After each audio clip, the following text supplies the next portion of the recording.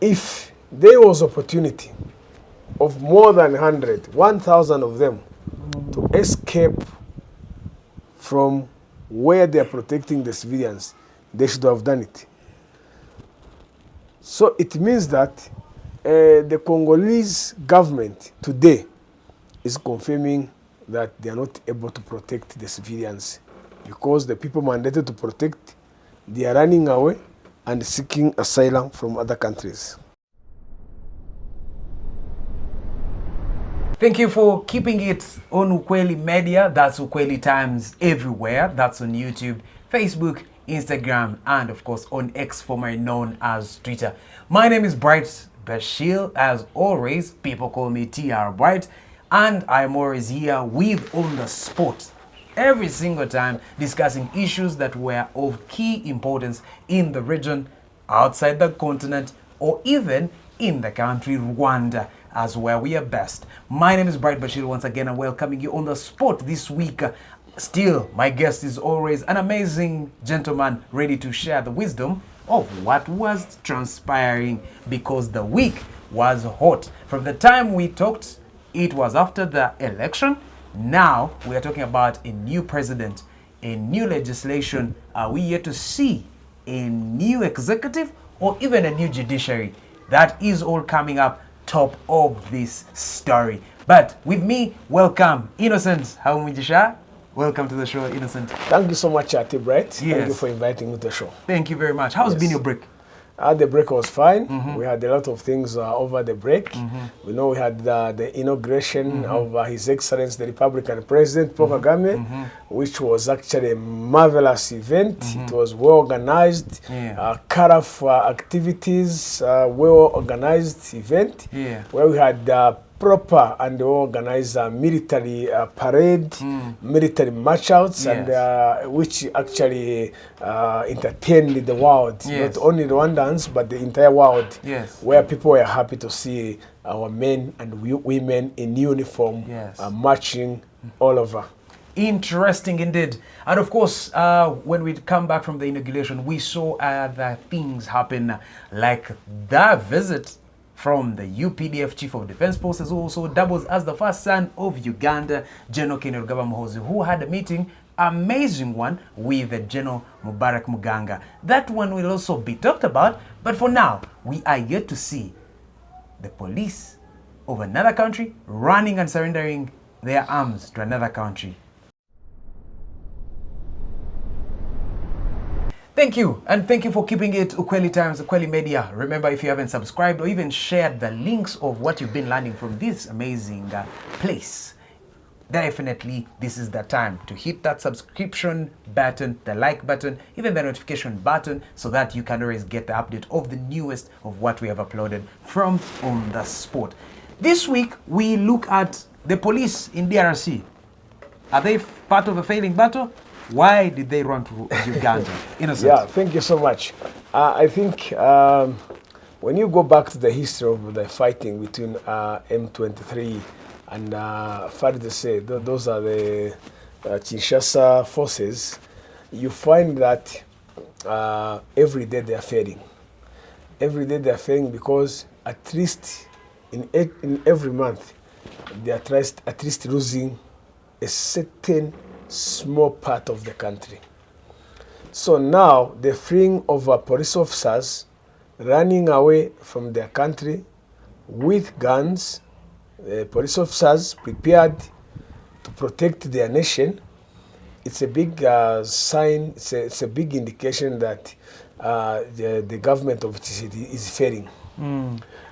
As you have said it, we had about 100, close to 100 police officers who fled to Uganda. 100 is a big number, isn't it? Yeah, 100 is a big number because we are talking about 10, 20, 30. So it's a big number. Actually, the specific number, there were 98 of them. The 98 of them entered through the Congo and Uganda border of Ishasha.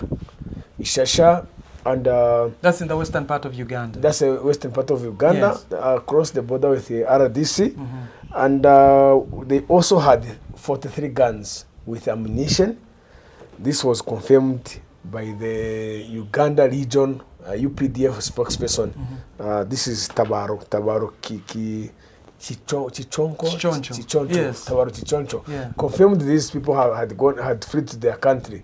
So I'm giving you statistics about how they fled to their country because, one, you don't expect 100 police officers with guns to run away from the battlefield. They are supposed to protect the civilians, but then they rate the responsibility of protecting the civilians. They decide to escape and run away from the battlefield because that means that the fighting had intensified between the M23 and the FARDC combatants. Those are the soldiers for RDC.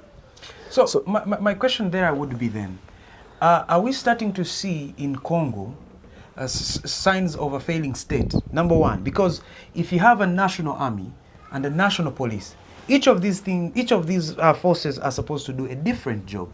This one is more of a protection of the people and the property. The other one is protection of the sovereignty of the country. Now, we are seeing the men supposed to protect the men and property fleeing first. And then you have just brought in an aspect of these people losing the battleground. Does that show that even the police themselves or even the people in the armed forces have realized this is a lost battle? Exactly, what you are saying is right, because we have, let's say, the police and the defense, the soldiers. The police is in charge of protecting the civilians and their properties. The soldiers, they are there to protect the sovereignty of the country. So if a police officer is the first one to learn and carry a government gun together with a government ammunition to go to the neighboring country, that is a sign that actually it must be a big sign to the United Nations, to the European community, to the Eastern African communities, and any other reasoning person that the civilians of Congo, the Congolese civilians, have been let down, have been abandoned, because the people who are supposed to protect them have decided to run away. They have decided to go and find asylum in another country. And by the way, remember, this is a country that is being accused by the Congolese government that they are sponsoring the M23 rebels. So again, it comes the question of what happens with the international cooperation between the two countries, between Uganda and RDC. Is the government of President Tshisekedi going to ask the government of President Museveni to repatriate those police officers or to extract them so that he takes them to Kinshasa and they are tried before the court and sentenced to death, which I don't think the Ugandan government cannot accept, to have those police officers taken to Congo, because they know once they're taken to Congo, they'll be tried. And being tried, they'll be sentenced to death. So what it means is that those people will stay there as refugees.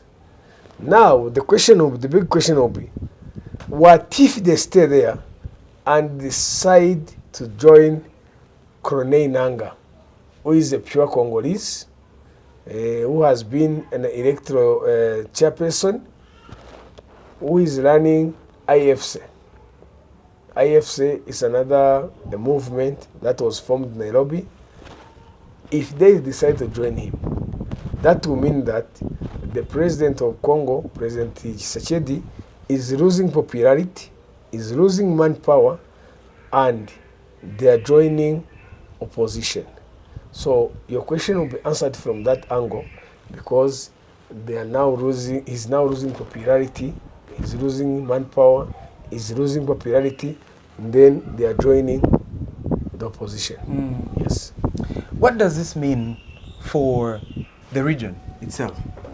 Is this itself a base to judge that Congo can no longer protect its citizens? The government currently can no longer protect its citizens, because if their manpower has deserted, in real terms, they have deserted, isn't it? Does this mean that Congo can no longer protect their citizens? Do we see the relevance of SADC now joining the DRC to give them a hand? Or where in this whole aspect do we see MONUSCO and their relevance? I think there we have to understand the relevance of separating MONUSCO from the RDC police, from also their forces. Because MONUSCO has got its own mandate of protecting civilians to stabilize peace in the region where there is no peace. RDC police, they have got a mandate to protect civilians and their properties, like in any other country in Africa. Even in Rwanda, we have one national police, which is there to protect the properties of the citizens and also to protect civilians. We have the soldiers. The soldiers, their mandate is to protect the sovereignty of the countries and our borders. So what it means when you see 100 police officers running away, probably that is just a fraction of them managing to escape. If there was opportunity of more than 100, 1,000 of them to escape from where they are protecting the civilians, they should have done it. So it means that the Congolese government today is confirming that they are not able to protect the civilians because the people mandated to protect, they are running away and seeking asylum from other countries. Thank you. Thank you very much, Innocent. So for me, from what I'm hearing or what I'm understanding is that we definitely have a government in a country that pledged to protect civilians or even keep the mandate entitled to them by the constitution of that nation or even other human rights entities. That's the UN, that's the other corporations they are in. And now they're fleeing. What do you think what image do you think this is leaving to the normal Congolese person? What it means is that to the civilians, they are losing trust into the system. They are losing the trust into the national police. And to the police, they are also losing what I can call credibility to the people that they are managed to protect, because they are the first one to run away from them. So I don't think in any normal person can still invest their trust into such people who can run away before the civilians and leaving the civilians behind. By the way, I told you they entered Uganda through ISSA with 43 guns. Those guns had ammunition. So those guns, that is an investment of the country. Do you know why the government invests? It is because the government is investing into those guns so that the citizens are protected. I hear you. Yeah. So if the citizens are not protected, when the government have invested, the citizen will lose trust. This will be the situation whereby you find FDLR, a terrorist group, a group of killers, a group of thieves, still going to steal from the Congolese people, still going to get taxes from Congolese people, still going to get their animals, their cows, their goats, getting their young girls and raping them, because the government is not able to protect them. The police officers have decided to run away. Interesting conversation continues, and of course, how Mr. Innocent is still with us here on the show. My name is Bright Bashir. We are watching On the Spot on UKWELI Times. Before we take a short commercial break, which is an interesting one, then I would want to ask these questions. Where does this leave the Congolese or the DRC government in terms of cooperation in the region, but also where does this leave them towards respecting of human rights?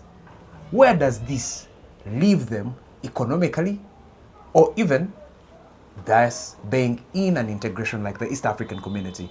Let's take a break, and when we come back, Innocent will help us understand. Welcome, and thank you for keeping it, of course, UKWELI Times, where we discuss things on the spot, things that made the headlines during the week and here in the region, and of course all over the globe. I remind you to subscribe, hit the like button, and of course the notification bell that is to remind you when we upload new content. But remember, you can be part of this conversation like my friend Mayaz, who watches over from Canada, my friend Anita, who watches over from the USA, and of course my friend Shalon, who watches from Uganda, my friend Habita, who watches from Ethiopia. Thank you very much, Habita. I am coming to Ethiopia very soon. I want to thank Omar, who watches from Egypt, and a couple of others of you who join us from this conversation. It is a delightful moment to discuss regional politics and of course business to build the globe and entire African continent. I will start by quoting His Excellency Paul Kagame during the time when he was attending the inauguration very soon, the inauguration of the Prime Minister, Dr. Edouard Ngirente, and the new members of parliament, which we are going to discuss later on. But of course, he said, our only problem with the DRC is them harboring the FDLR, isn't? That is the only problem with Rwanda and the DRC. However, what is the problem with the Democratic Republic of Congo and Rwanda? Yet we are starting to see now the people from that place, particularly those who are in their uniform, deserting their uniform and responsibilities, fleeing to countries the Democratic Republic of Congo has already said are allies to the rebel group M23. Innocent, the conversation begins. Yes, thank you so much, Steve Bright. Yes. Let me start by saying thank you to our followers from Canada, United States of America, Ethiopia, and Egypt. Yeah. Let me encourage them, as all the time they are watching us, let them share the links to their friends, Yeah, sure. so that they get to know about what is happening in Rwanda, in the region, and internationally. Yeah. Because UKWELI Times, we are number one when it comes to give the right and the accurate information. Yes, indeed. Yes, indeed. Yeah. Yes, indeed. So, your question is very interesting. You know, I think I will answer it maybe in 5 parts or 5 sections. Why I'm saying 5 sections? You talked about His Excellency's speech yesterday when we were doing his speech after the swearing-in ceremony of the members of the parliament, as well as our new Prime Minister. Congratulations to him. Number 1, we have got the situation which we discussed previously about the police officers fleeing to Uganda. That's 1. Number 2, we have got the same police officers in the uniform of RDC on the payroll of President Tshisekedi going to a country that he is accusing of sponsoring the M23. That's number 2. Number 5, it's all about looking at the interest of the people fighting in M23. They are fighting for their rights. Let me add the 6th one, which I didn't think about. Number 6 is the rights and the pride of these Congolese refugees living around the world. Some of them are here. Over 100,000 of them are being here for over, now it's about 25 years. So, out of those 5 issues, this is where I think President Tshisekedi should start looking at his future, looking at the future of his country, looking at his political career in future. Because he has men in uniform that are on his payroll, like I said before. And these people are going to a country that he's opposing. He's saying this country is sponsoring M23. What if what he says is true? What if these people are recruited to join M23 and become his opponents? He must No, also... then you trigger my mind there. What is the possibility of these people that are fleeing the country joining the... Okay, giving intelligence, number 1, to the opposing parties. Number 2, what is the possibility of these people actually seeking asylum? I'm starting to see, this is where it brings me to the whole thing of this whole shift in people moving up and right. Now this time around, we're seeing people that are trained moving to a country which has always, a country which has always been looked at as one that is supporting a rebel group. And we're starting to see Tshisekedi using some of these to spy or get intelligence for him, yet they came as asylum seekers. I don't think that is true, because sending 100 police officers to Uganda couldn't help him in any way, because anything that he wants to know, anything that he wants to understand is clear. He's fighting with the people who are fighting for their rights. Interesting. But the problem is, he's also working with murderers, genocide perpetrators, criminals, thieves, who are stealing from the little bit that the Congolese people are making from their hard-earned money. Cows, sheep, goats, taxes, which they are not entitled to get from them. That is FDLR. FDLR is classified as a terrorist group by the United Nations. This is the same group that Tshisekedi is working with. That is also another fact that you must understand, whereby the Congolese people themselves, the civilians, will not have trust in him because he's working with people with blood on their hands.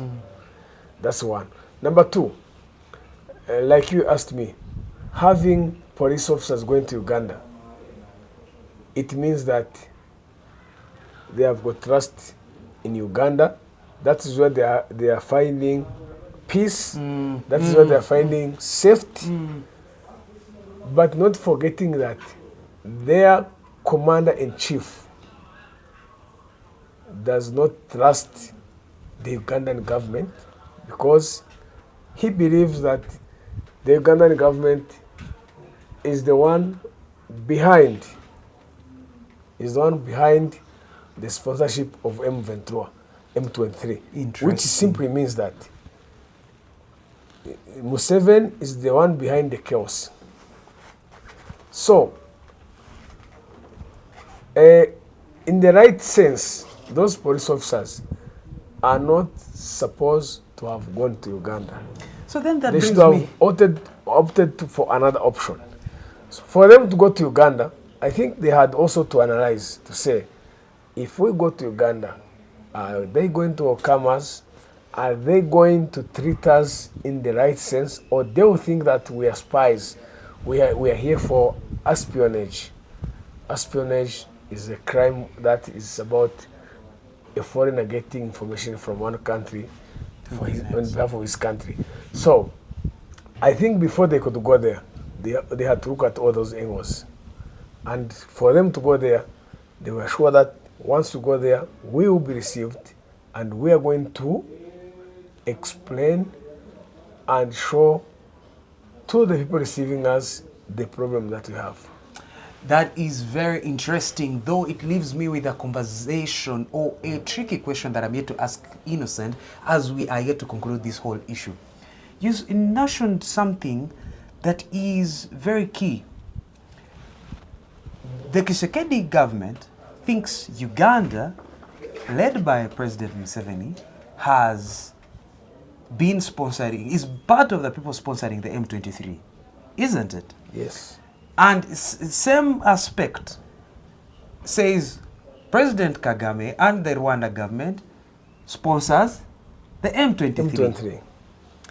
Don't you think by the time these two men, who we know their history is for fighting for human rights, supporting the M23, if it is okay also, if it is true, evidence provided, that maybe they are doing the right thing, what do you think? In my view, I'm not the spokesperson for President Museveni. I'm not even the spokesperson for President Kagame. Oh yeah, he simply wants to say the views are for Innocent and Innocent alone. These are my views. Yes. I think for me, M23 rebels are fighting for their own rights. That is clear. They have been denied their rights for quite some time.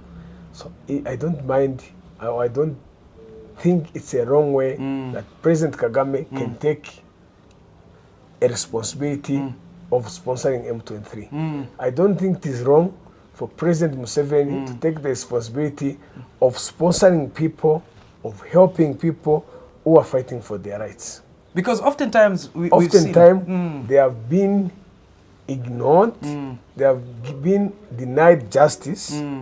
We have seen for decades FDLR, a terrorist group, living in the eastern DRC, causing chaos, killing these people, getting their belongings, animals, money, their women, their everything, their plants, their harvest, they get it. So helping them, assisting them to achieve their dream that they have been denied, I don't think it is wrong. That is very interesting because Rwanda says there is FDLR in Congo. Uganda, on the other hand, says there at first was the Lord Resistance Army led by Kon Joseph. Now there is the Muslim movement, the ADF, the Allied Democratic Front, led by the other gentleman they quote from Tanzania. Does that mean actually, even if they had the mandate to go into Congo, it is only to flash out their peace burdens? Would it be that maybe they also have their own interests? That is a question for another day.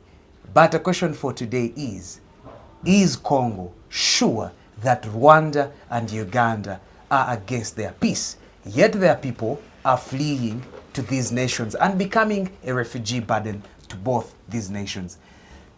As Innocent concludes. Thank you so much, Tibright. I think Rwanda and Uganda, they are among the African countries keeping the largest number of refugees. Congolese who are refugees in those countries. In Rwanda, we have over 100,000, like I said it before. I don't know the exact number in Uganda, but I know it is higher than that.